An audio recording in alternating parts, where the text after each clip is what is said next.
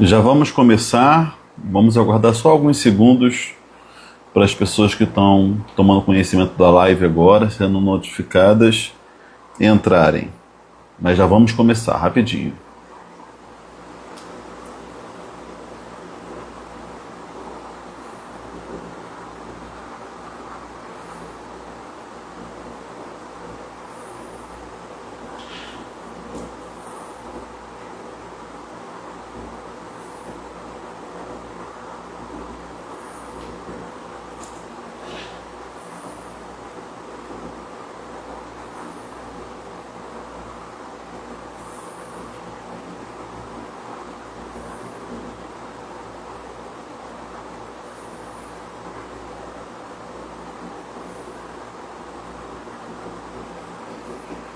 Olá, minha amiga, tudo bem? Trazei uns minutinhos aí, mas já vamos começar. Só mais alguns segundos para ver se mais alguém entra agora.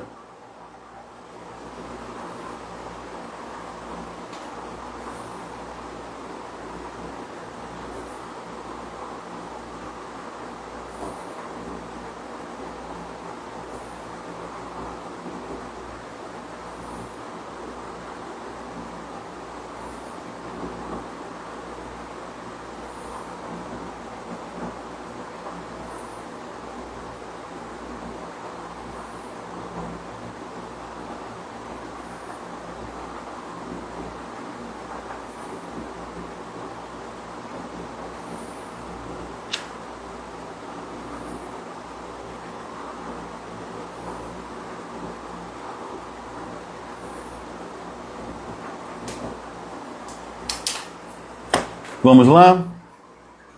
Vamos começar. Deuteronômio 2. Em seguida, demos meia volta e partimos para o deserto pelo caminho do Mar Vermelho, conforme o Senhor me havia ordenado. Por muito tempo caminhamos ao redor dos montes de Seir.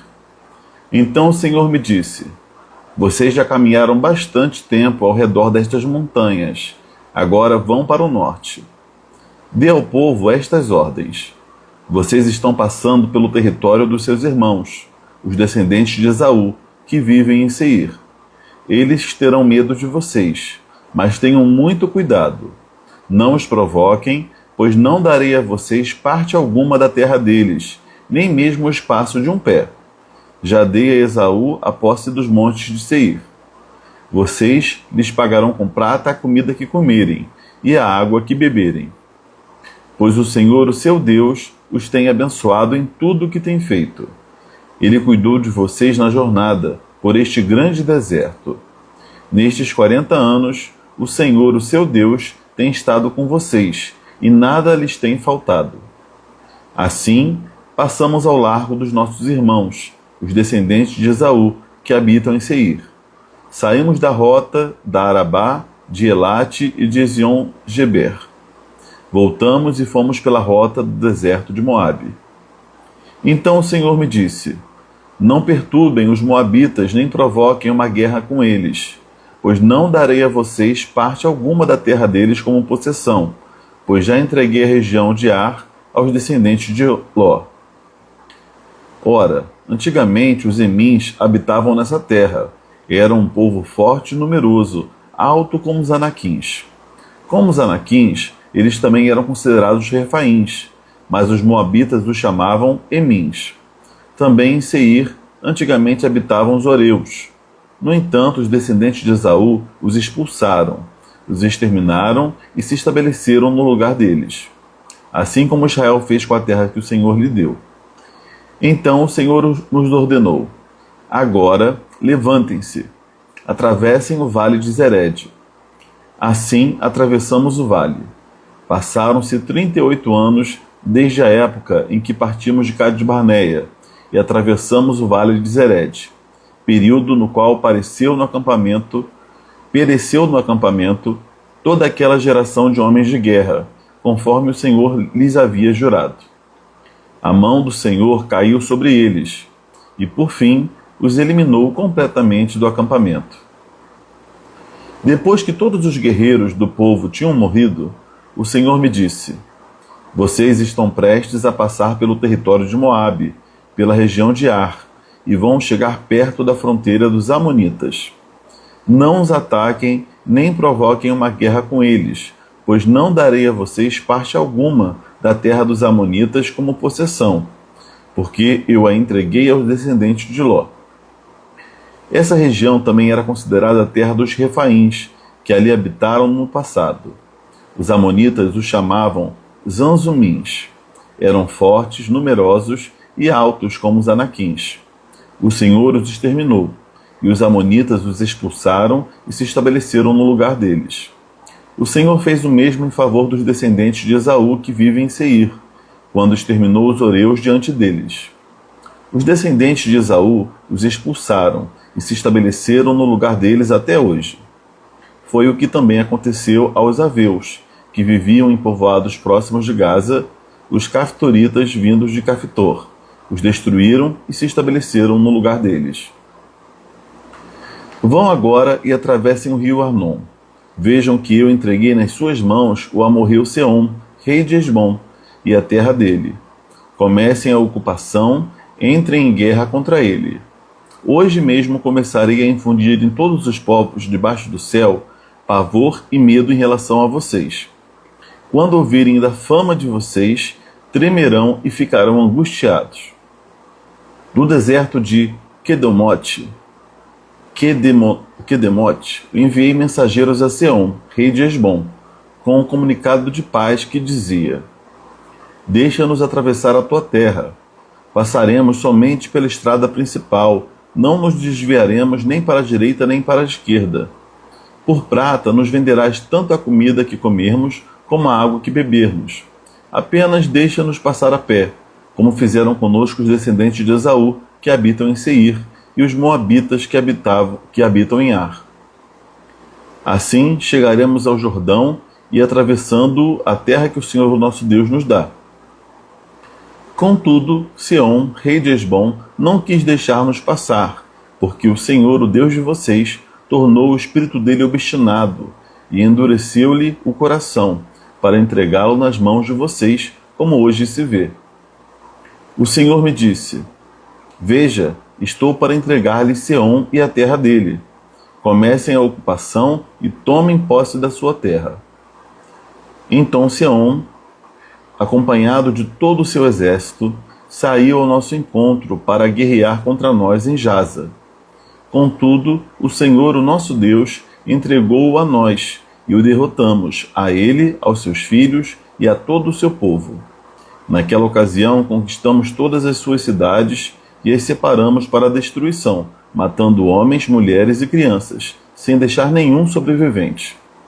Tomamos como presa somente os animais e o despojo das cidades que conquistamos. Desde Aroer, junto ao rio Arnon, e a cidade que fica no mesmo vale, até Gileade, não houve cidade de muros altos demais para nós. O Senhor, o nosso Deus, entregou-nos tudo. Somente da terra dos Amonitas vocês não se aproximaram, ou seja, toda a extensão do vale do rio Jaboque e as cidades da região montanhosa, conforme o Senhor, o nosso Deus, tinha ordenado. Beleza, vamos agora comentar que é um texto com muitos nomes estranhos, muitos lugares, povos com nomes estranhos, e a gente lê assim rápido, e para a gente poder realmente extrair aquilo que é importante para a gente tem que ter um olhar atencioso. Eu vou tentar mostrar para vocês a ênfase do texto, né, e algumas particularidades interessantes. Dando continuidade ao capítulo anterior e ao propósito geral do livro de Deuteronômio, nós vemos que Moisés está recapitulando, está relembrando junto ao povo toda a peregrinação no deserto, desde que saíram do Egito até o momento atual, em que estão nas planícies de Moabe de frente para o rio Jordão. Então ele começa falando de quando eles saíram lá do Sinai, e até chegarem a Cades Barneia, que era o limite sul da Terra Prometida. Então fala também do relato dos espias, como vimos no capítulo passado.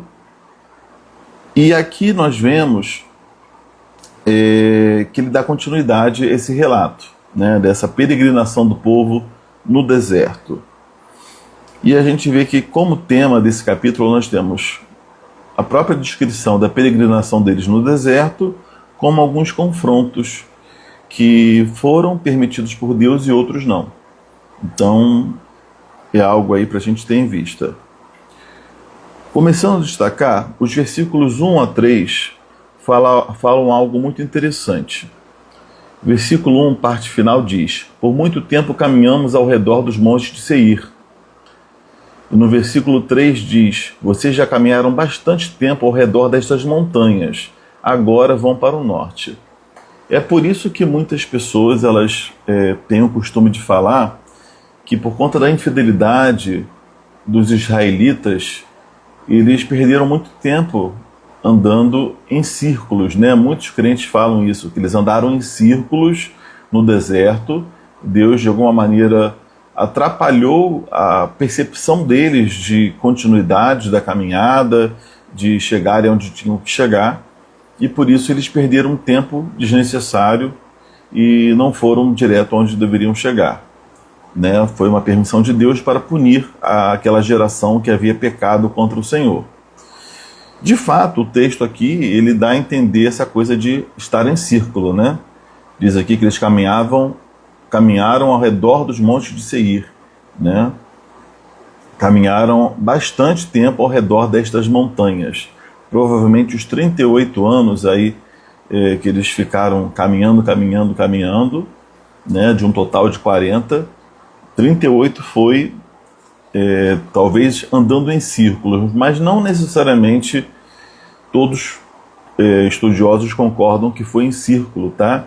Provavelmente eles podem ter pegado um caminho mais difícil, podem ter se perdido, podem ter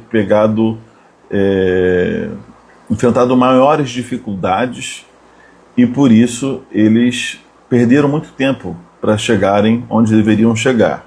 Né? Teve também barreiras de povos que não permitiram que eles passassem por estradas mais fáceis, então eles tiveram que contornar, pegar caminhos mais difíceis, né? E considerando que eles estavam ali em uma multidão, né? Com mulheres, crianças, animais, pertences, isso tudo torna muito mais difícil a caminhada. Porém, Deus permitiu que eles não fossem direto ao ponto, que eles perdessem tempo, que eles tivessem obstáculos humanos ou obstáculos naturais, e tivessem, talvez até realmente faça sentido, de terem se perdido em alguns momentos, e não sabemos se exatamente deram voltas completas, mas se perderam naquela região montanhosa, e por isso custaram a chegar, né, de frente para o Jordão. Mas tudo isso por permissão de Deus, né? Por eles terem falhado na sua fé, terem se rebelado contra o Senhor, e Deus não permitiu que aquela geração rebelde, que mesmo vislumbrando e experimentando do livramento de Deus várias vezes, da proteção do Senhor, dos milagres, do sobrenatural de Deus, da própria presença de Deus no meio deles, ainda assim, eles abandonaram o Senhor, eles blasfemaram contra o Senhor, e por isso não entraram na terra prometida, né? O versículo 14 e 15 vai repetir essa punição de Deus, né, para aquela primeira geração que não entrou na terra prometida. Apenas os seus filhos, que tinham até 20 anos quando saíram do Egito, entraram na terra prometida. Em seguida, nós vamos falar aqui dos confrontos. Alguns confrontos negados, alguns confrontos permitidos. Confrontos negados por Deus, né? Eles passaram por terras cujos habitantes, de alguma maneira, estavam protegidos pelo Senhor. Deus estava guardando o bem deles, né? Isso porque eram parentes próximos, né? Buscando pela ascendência desses israelitas aqui, eles eram o povo de Seir eram os descendentes de Esaú. Esaú era o irmão de Jacó, né? E essas 12 tribos de Israel, ou 13, considerando os 2 filhos de José, eles eram todos filhos de Jacó, né? E quem era Esaú? Era o irmão de Jacó. Então, essa terra de Seir, habitada pelos descendentes de Esaú, eles são chamados aqui de irmãos. Deus fala, não, eu dei a eles essa terra e vocês não vão tomar nada deles. Deixa isso com eles. Não forcem a barra e tudo que vocês tomarem deles, usarem deles, vocês vão pagar com prata, vocês vão ressarcir.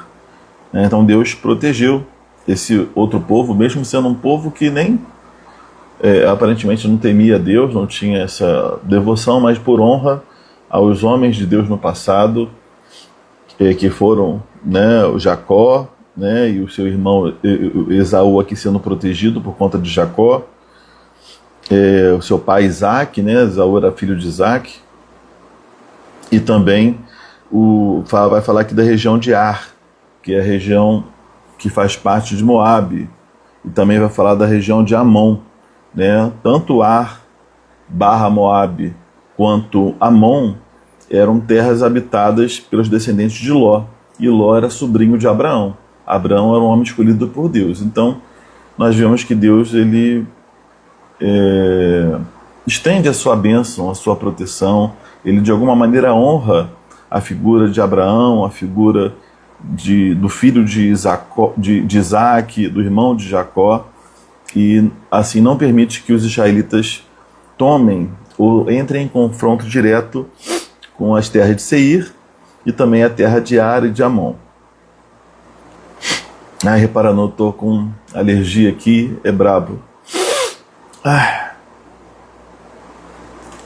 Mas Deus então nos mostra aqui que nem toda guerra, por mais legítima que seja, é da vontade dele, né? Que Deus tinha propósito para os israelitas, mas Deus também tem seus propósitos e tem a sua maneira de agir no mundo com as outras pessoas. A gente precisa entender qual é a vontade de Deus para que a gente possa viver os planos de Deus para a nossa vida, mas sem atrapalhar os planos de Deus para a vida de outras pessoas, ou então algum tipo de ação que Deus está fazendo na história ao nosso redor. A gente precisa entender, estar sensível à voz de Deus, né, para entender isso. E temos depois aqui um confronto que foi permitido, e não só permitido, mas um confronto que foi direcionado por Deus.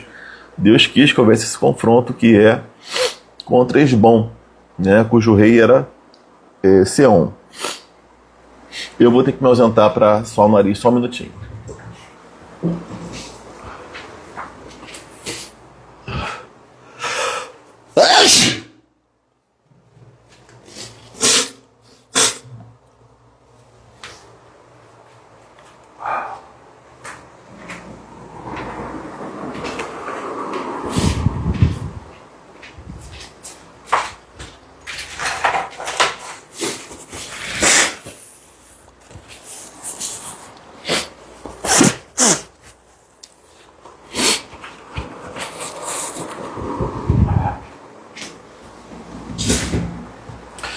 Desculpe, foi necessário. Coisas que acontecem ao vivo, né? Não tem como evitar. Vamos lá. Então, contra Seir, que eram os descendentes de Esaú, e contra Ar e Amon, que eram os descendentes de Ló, Deus não permitiu que eles entrassem em confronto. Porém, contra Esbom, Deus não só permitiu, como direcionou que houvesse esse confronto dos israelitas com eles. E como a gente vê que isso acontece? Né? Primeiro, a gente vê que, diz a palavra aqui, que Deus infundiu pavor aos habitantes de Esbom. Né? Deus fez com que eles sentissem muito medo dos israelitas, de maneira que eles não, em vez de cederem, né, eles poderiam até por medo cederem, mas eles já se prepararam para um confronto ali, né, diante do medo, do pavor dos israelitas.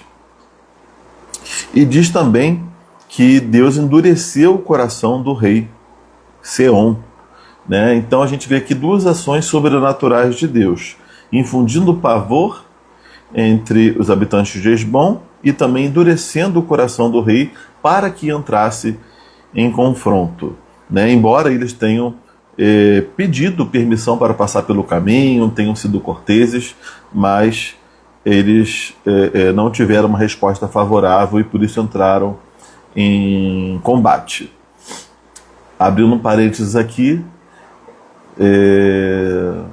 pode ter sido sim, Érica, essa mudança de tempo. Eu sou muito sensível à mudança de tempo, eu tenho rinite alérgica e isso acaba atacando.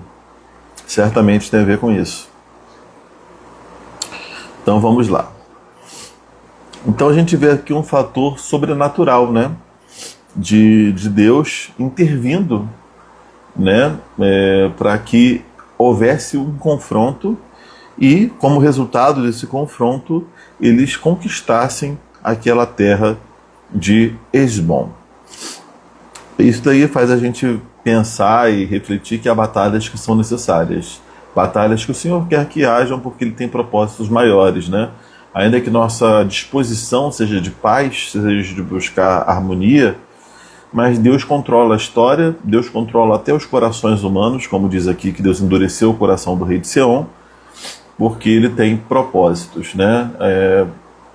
Algo parecido é colocado lá em Êxodo, quando a gente lê que Deus endureceu o coração de Faraó para não deixar os israelitas, os hebreus saírem, né? Então, mesmo Deus enviando as pragas, forçando a saída deles, e por vezes Faraó ter cogitado deixá-los ir, diz a palavra que logo em seguida o Senhor endurecia o coração de Faraó para não deixá-los ir. E a gente fica pensando, né? Olá, Sonilda, tudo bem? Olá. E a gente fica pensando, né? Gente, que coisa doida, né?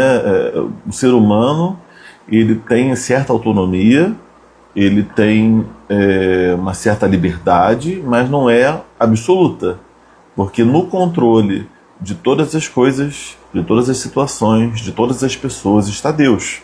E essa soberania de Deus controlando a história, infundindo pavor em uns, endurecendo o coração de outros, permitindo uns, não permitindo outros, colocando limites para os hebreus. Não, aqui vocês não podem batalhar, aqui vocês não vão entrar em confronto, e aqui vocês podem, e não só podem, como eu quero, e vou fazer com que haja confronto, porque eu tenho um propósito, eu quero que vocês tomem essa terra aqui em possessão, está nos meus planos que isso aconteça. Então a gente vê um Deus governando a história, né?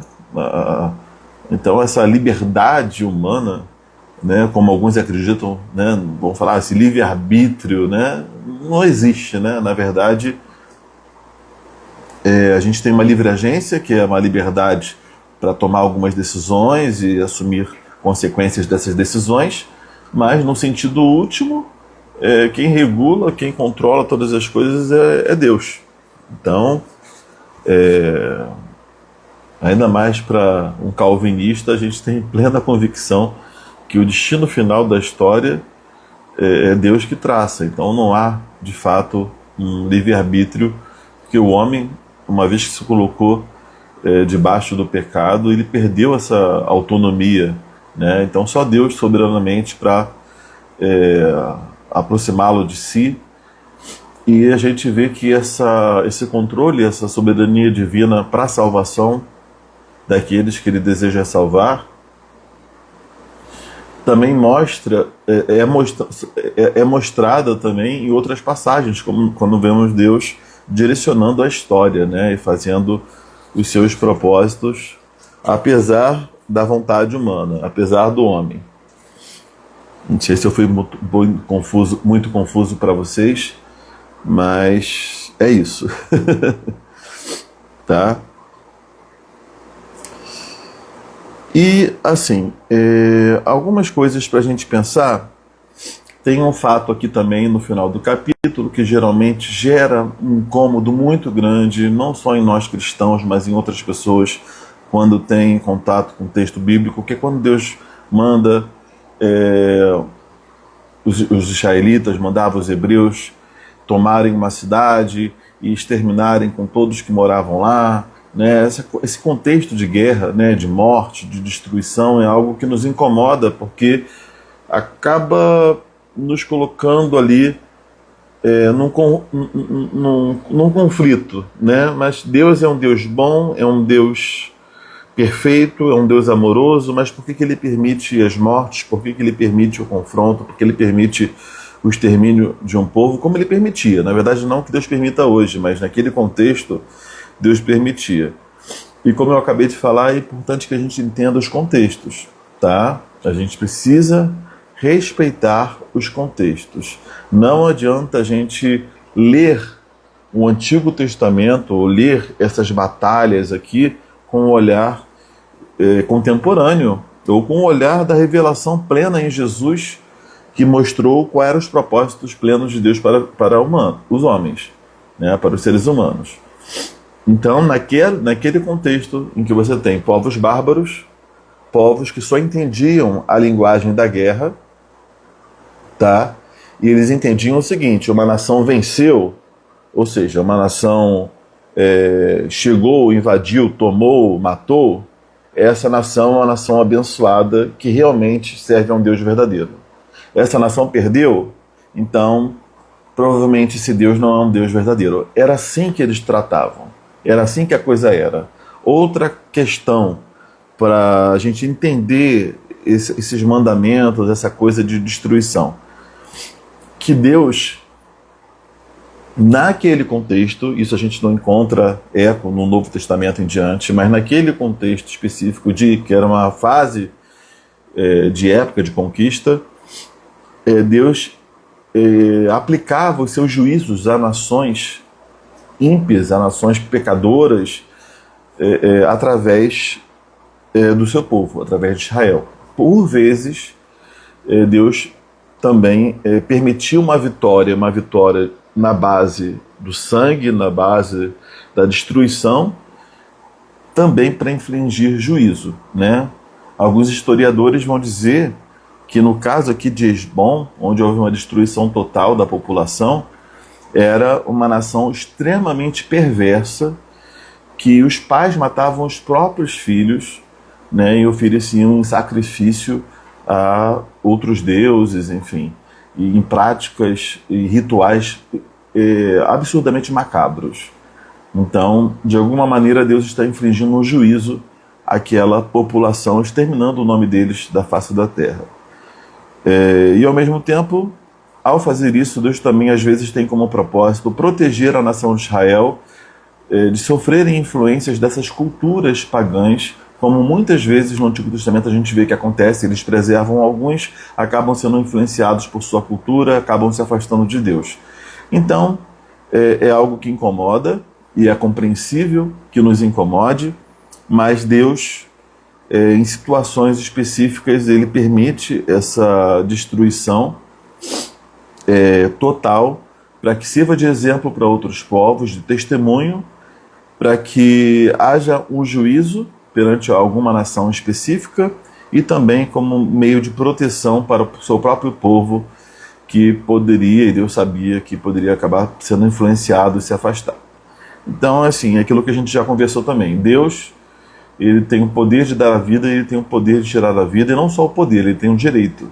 A gente não tem esse direito, os seres humanos não têm. Aqui eles estavam num contexto de guerra, é um contexto totalmente diferente de um contexto normal, e também se tratavam de povos bárbaros, tá? De um entendimento um pouco mais limitado, rude, e Deus usava a linguagem que eles entendiam para se comunicar com eles. Era a linguagem da guerra, mas era assim que eles entendiam algumas coisas a respeito de Deus e de sua vontade. Então, a gente precisa, assim, simplesmente confiar no caráter de Deus, mesmo que não compreendamos tudo. Ah, mas eu não compreendo mesmo assim, Leandro, você explicando, me parece estranho. Sim, parece estranho porque as palavras de Jesus é que a gente ofereça a outra face, é que a gente caminhe a segunda milha, é que às vezes a gente saia perdendo por amor e por testemunho às outras pessoas. Mas, naquele contexto, era a linguagem necessária para que aquele povo aprendesse princípios e para que as nações também aprendessem e atentassem para o Deus que era verdadeiro. Então vamos simplesmente confiar em Deus e confiar que Ele é um Deus bom, tá? Porque se a Bíblia diz que é, Ele é. E se você parar para pensar, se Deus não fosse bom, o mundo e o universo já teriam sido dominados pelo mal, porque um pouquinho de mal contamina tudo que está ao redor, né? Se não houvesse um poder supremo, bom, santo, a sustentar e a nos proteger, o mal já teria se alastrado e tomado conta de tudo, né? Assim como uma maçã podre dentro de um cesto, né? Na Bíblia tem esse exemplo, mas se referindo a outra coisa, mas uma maçã podre no cesto acaba contaminando as outras, né? Então a gente entende que não fosse a bondade de Deus a sustentar o bem, né? O bem comum, o mundo já seria todo mal. Então vamos confiar, né? Mesmo sem entender ações específicas de Deus na história e permissões de Deus na história. Ok? Então, nesse capítulo 2 de Deuteronômio, nós falamos sobre os anos de peregrinação no deserto e alguns confrontos permitidos ou não por Deus. Os anos que eles perderam, né, caminhando ali em volta das montanhas, perdendo tempo, mas por conta da sua própria desobediência, a gente tira como lição que se a fé nos faz ganhar tempo, nos faz atingir alvos, metas de felicidade e de plenitude e de missão de vida, com muito mais assertividade e objetividade, pelo contrário, a incredulidade, o pecado, a falta de fé nos afastam da vontade de Deus, nos afastam daquilo que é bom de verdade para a nossa vida. Eu sempre penso para a minha vida, eu não quero perder tempo, não quero buscar a minha própria vontade, porque toda vez que eu busco a minha própria vontade, tento dar um jeitinho, eu vou perder tempo. Sempre que eu tento fazer do meu jeito e não do jeito de Deus, eu vou perder tempo. Eu vou colher consequências negativas, Deus pode até usar isso para me fazer amadurecer, mas eu vou ter perdido tempo, né? Vamos ganhar tempo obedecendo e confiando no Senhor. Outra lição é que tem batalhas que vão ser permitidas por Deus, vão ser até direcionadas sobrenaturalmente por Deus, e às vezes a gente não quer passar por elas. A gente fala, não, Senhor Deus, mas por quê? Eu quero a paz, mas está vindo aqui tantas oposições, tantas lutas, tantos desafios, pessoas contra mim, mas Deus é o Senhor da história. Quem sabe Deus está permitindo isso para trabalhar em você e para que lá no futuro, você recebendo aquela vitória, você possa agradecer a Deus por aquela vitória que você teve e o que resultou dela. Né? No caso aqui foi uma terra que eles conquistaram e que serviu de possessão para eles. Mas tem batalhas que você pode enfrentar no seu trabalho, na sua vida, dentro de casa, mas que no final das contas vão resultar numa bênção, né? Num benefício para a sua vida. E como até hoje eu estava conversando mais cedo com a Érica, né? Tem lutas, batalhas que eu enfrentei na vida que eu preferia não ter enfrentado, mas que foram necessárias para eu sair do meu lugar de conforto e para eu poder tomar posse de lugares na vida, lugares existenciais. E isso foi bom para mim. Então, para além do homem e de seus erros e de suas escolhas, nós temos um Deus que governa tudo e controla e é soberano, e a mão invisível dele está controlando os fatos, e tudo coopera para o bem daqueles que amam a Deus. É isso que o texto bíblico nos diz. E assim eu confio, né? Então tem batalhas que são permitidas e direcionadas por Deus. Mesmo a gente, se a gente orou, Deus não nos livrou, a gente está fazendo tudo que é certo e Deus não nos livrou, vamos passar e vamos tentar entender um dia o propósito de Deus nessa batalha. Agora, tem confrontos que são negados, né? Deus proibiu que eles se confrontassem contra os seus irmãos, né, de ascendência, né, pessoas da sua família.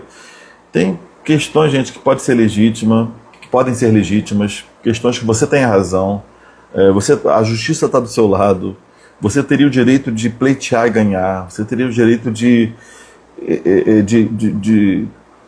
entrar em embate com pessoas ou em situações, mas Deus fala, deixa, não faz. Eu tenho outros propósitos, eu tenho muito mais para te dar, aquilo que eu vou te dar não vai depender disso aqui. Então, não perca tempo com isso, não perca energia com isso, Não interfira naquilo que eu estou fazendo na vida daquela outra pessoa. Assuma o caminho mais difícil que você vai ter que tomar por conta desse embate que eu estou negando a você hoje. Mas lá na frente você vai entender que foi melhor assim. Então, muitas das vezes Deus vai negar esses confrontos, ainda que legítimos, ainda que tenhamos razão. Nem toda guerra legítima é da vontade de Deus. Por isso precisamos estar sempre orando e clamando a Deus por direcionamento, porque tem coisas que são legítimas, mas não são da vontade de Deus para nós. E tem coisas que a gente preferia evitar, mas Deus quer que a gente passe por certos confrontos e certos problemas para que a gente amadureça, cresça e conquiste certas coisas. Então é isso. E por fim, uma coisa que eu não comentei, gente, sobre o texto, antes de fazer as aplicações, são esses povos, né, que são citados no texto. Né? Estão citados aqui os Emins, Enaquins, Refaíns, Oreus, Avius, Caftoritas. Os Refaíns também foram chamados de Zanzumins. Enfim, são nomes estranhos. Nem todos desses povos têm, assim, os historiadores têm muitas informações acerca deles, apenas informações de que um sucedeu o outro, um conquistou a terra do outro, e só isso, como está aqui no texto. Mas essas adições, né, esses parênteses no texto falando desses povos, mostram que eram povos que se mostraram grandes em algum momento, amedrontaram, geraram um pavor, mas que no final Deus soberanamente, ou por intermédio de Israel, ou por intermédio de outros povos, os subjugou e eles até desapareceram. Né? Então a gente vê a soberania de Deus sobre tudo, sobre as nações, sobre os poderosos, sobre os reis, sobre a nossa vida, e a gente precisa confiar, né, nessa soberania divina sobre tudo e sobre todos. Por fim, como eu fiz essa nota grande sobre a questão da destruição total, na verdade o que importa para a gente aqui hoje é apenas o princípio da obediência, que podemos não entender muitas coisas, mas obedecer a Deus sempre será o melhor caminho, e confiando que o Senhor está agindo na história conforme a sua sabedoria. Né? Nunca vamos alcançar essa sabedoria, mas o que cabe a nós hoje? Obedecer a Deus, viver o nosso cristianismo, viver a nossa fé, fazer aquilo que é reto aos olhos do Senhor, buscar a vontade específica de Deus quando estivermos diante de uma situação e pedirmos a Ele direção do que fazer, né? E quando Deus se calar, a gente agir apenas com base naquilo que a Bíblia nos ensina de princípio. Então é isso, espero que vocês tenham sido edificados por esse capítulo 2 de Deuteronômio. Tem alguma pergunta, algum comentário para fazer? Abro agora 2 segundos, estou brincando, abro agora alguns segundos para vocês falarem.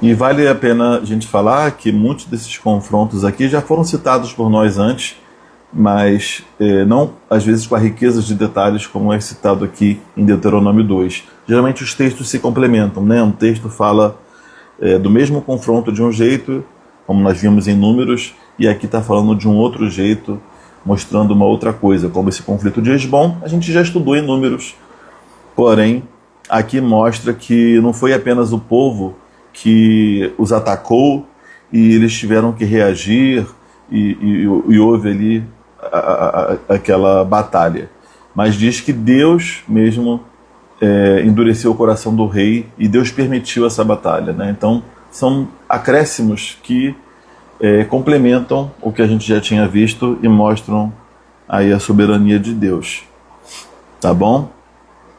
Então nós vamos encerrar a live de hoje, e amanhã, Deus quiser, a gente estará junto aqui para conversar. Eu vou confirmar, amanhã, sexta-feira, eu talvez tivesse um compromisso à noite, mas eu confirmo com vocês, se a gente não tiver sexta, eu aviso a vocês a próxima live quando será. Deus abençoe e até a próxima.